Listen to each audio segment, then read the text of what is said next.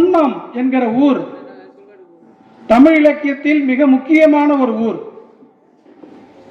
ஓலைச்சுவடியாக இருந்த தமிழ் இலக்கியத்தை ஏடுகளில் தொகுத்து வழங்கிய ஊவேசா வாழ்ந்த மண் குன்னம், வளர்ந்த மண் குன்னம், அவர் தமிழ் படித்த மண் குன்னம்.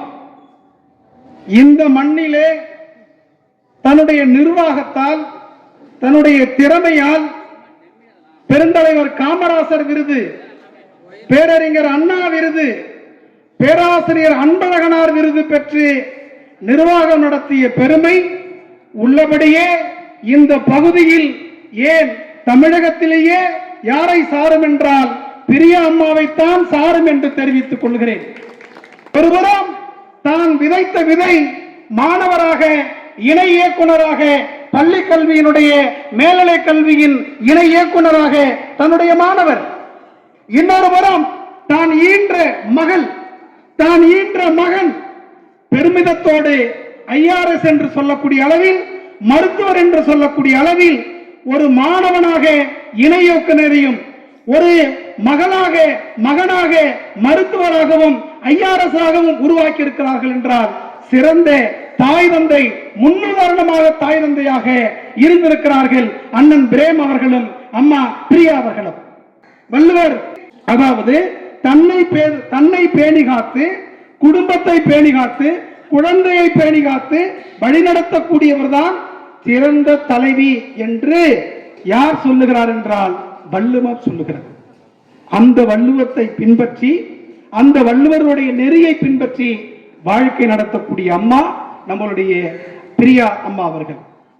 புத்தன் சொல்லுவான், நண்பர்களே, புத்தன் சொல்லுவான் எப்படி என்றால், நான் எப்படி என்னிடத்திலே நீங்கள் மரியாதை செலுத்த வேண்டும் என்று எதிர்பார்க்கிறேனோ, என்னை எப்படி நீங்கள் விருந்து உபசரிக்க வேண்டும் என்று எதிர்பார்க்கிறேனோ, என்னிடத்திலே மரியாதை நீங்கள் எப்படி கொடுக்க வேண்டும் என்று எதிர்பார்க்கிறேனோ, அதை போல நான் பிறரிடத்திலே நடந்து கொள்ள வேண்டும். இதுதான் ஒழுக்கம் என்று புத்தன் சொல்லுவான். புத்தன் சொல்ற காலகட்டம் 2500 ஆண்டுகளுக்கு முன்பான காலகட்டம். 20 ஆண்டுகளாக பிரேம்குமார் அண்ணன் எனக்கு தெரியும். அவருடைய வீட்டிற்கு நான் போய் வந்து கொண்டிருக்கிறேன்.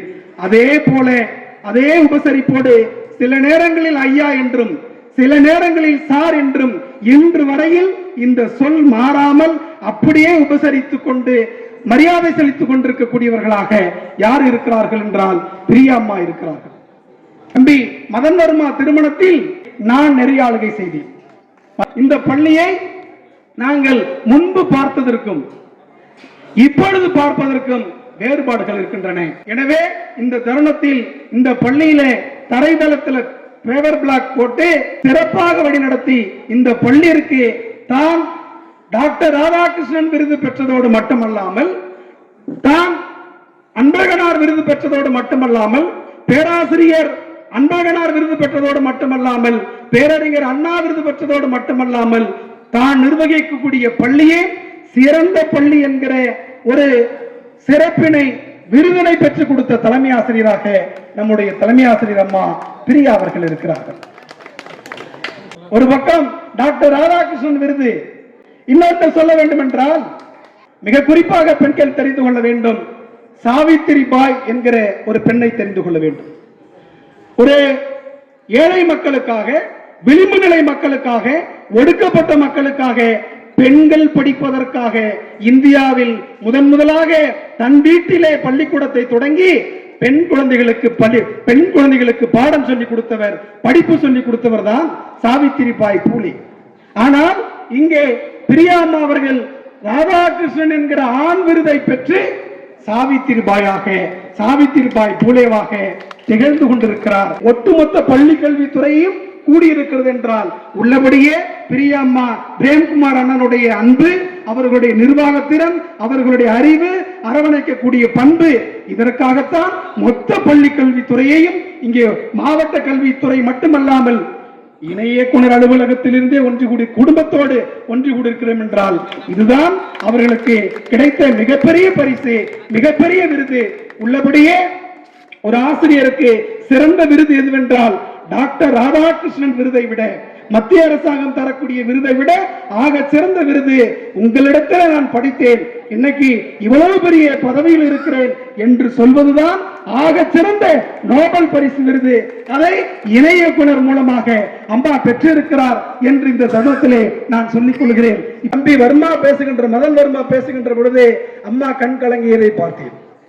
அந்த புறம் பார்த்தால் மௌனிகா டாக்டர் கண் கலங்கியதை பார்த்தேன். நல்லதோர் குடும்பம், பல்கலைக்கழகம் என்று பாரதிதாசன் சொல்லுவார், சிறந்த பல்கலைக்கழகம் என்று சொல்லுவார். எனவே சிறந்த குடும்ப தலைவியாக, சிறந்த நிர்வாகியாக, சிறந்த அன்பில் கொண்ட அன்பாக, அம்மாவாக, சிறந்த தந்தையாக இருக்கின்ற இந்த குடும்பம், இதன் பின்பு உங்களுடைய சிந்தனை என்பது சமூக சிந்தனையாக, இந்த சமூகத்தில் இருக்கக்கூடிய மூட நம்பிக்கையை ஒழிப்பதற்காக உங்களுடைய பணி செயல்பட வேண்டுமா கேட்டுக்கொண்டு நீடூழி வாழ்க என்று வாழ்த்தி விடைபெறுகிறேன். நன்றி, வணக்கம்.